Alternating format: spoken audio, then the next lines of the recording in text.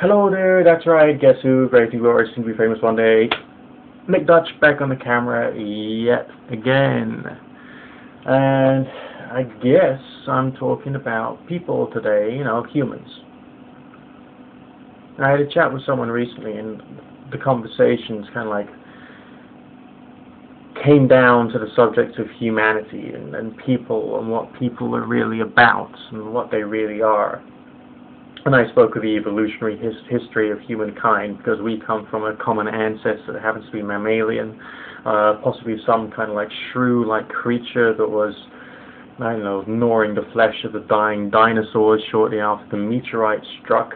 And that's essentially where we came from, that little shrew-type creature. And of course, that shrew kind of like diversified, there was speciation, all the rest of it, and that's created a wide variety of different other mammalian species, like the great apes, of which we are one. Yes, we are monkeys. I am a monkey. I am a very proud monkey. I'm glad to be a monkey within this particular form.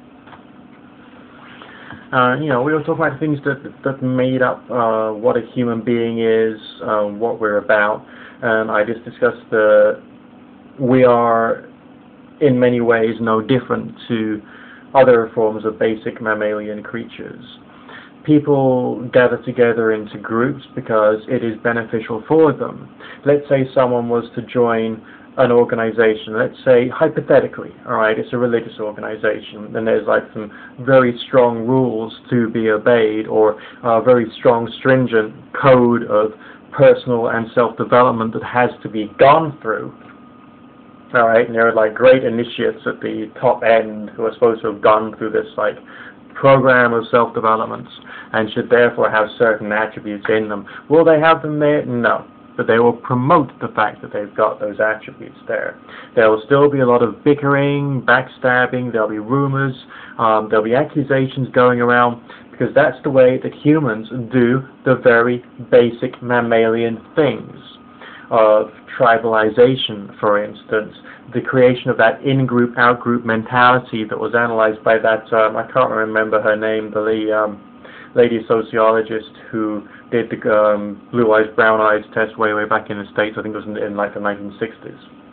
But this happens, alright? People turn people against other people. People gather together into groups and groups which are beneficial for them. Why? For the purposes of finding a mate, getting extra bits of work so they can get extra food or resources or shelter. And this is what people do. Yeah, there are friendships, but the nature of friendships changes, often with form, function, and need. So we were discussing that people were doing more or less the same thing as that same primitive little shrew. Okay? The main difference, the most overt difference is the fact that we wear clothes.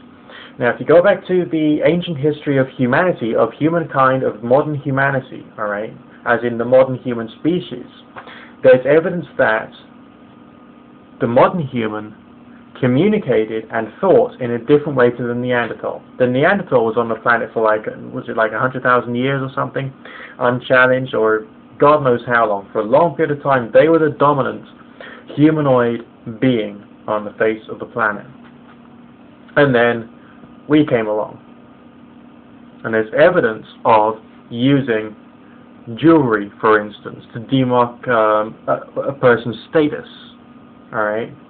To demark what a person is about, what they do.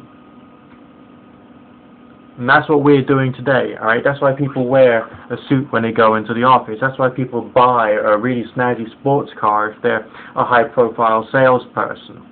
It's just the same as humans did way back many millennia ago, when we first evolved out of whatever previous form of humanoid being that there was on the face of the planet.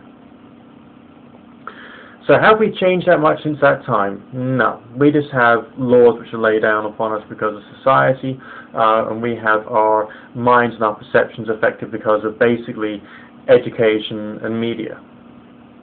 So we have a more complex society which forms us, but we're still the same primitive creature.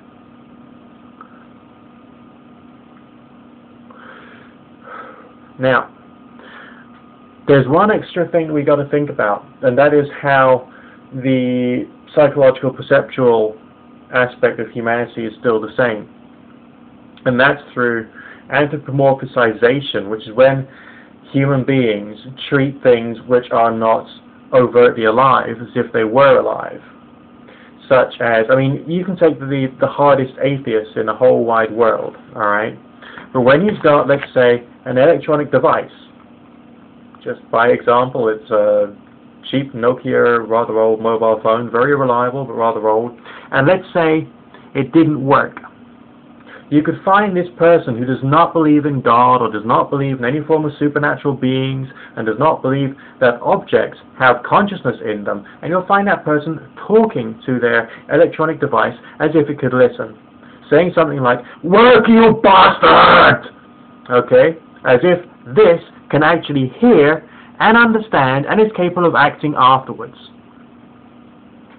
That is a variety of anthropomorphization. There's certain parts of our brain, certain parts of our mind, as primitive, slightly more evolved shrews, which still thinks in that way. The way it can manifest with some individuals can vary a lot. Okay?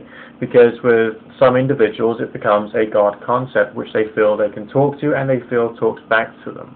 But the action of that thing talking back to them might not actually be their God, it might just be another part of their brain creating an illusion or an experience. Have we actually changed all that much since we split from the Neanderthal? No, not much. Sure, we got technology, we got clothes which we use to help define us. We've got other ideas and symbols we use to define us. We're just the same primitive monkeys that we were when we split from the Neanderthals. And when we look at religion, there's some aspects of religion which are just as post-Neanderthal by that much as they were millennia ago. We haven't progressed and grown. People say, we've come so far. No, technology has come far. We still need to carry on doing growth. Good fortune, God and or Goddess and or none of the above bless. Nick Dutch signing out for now.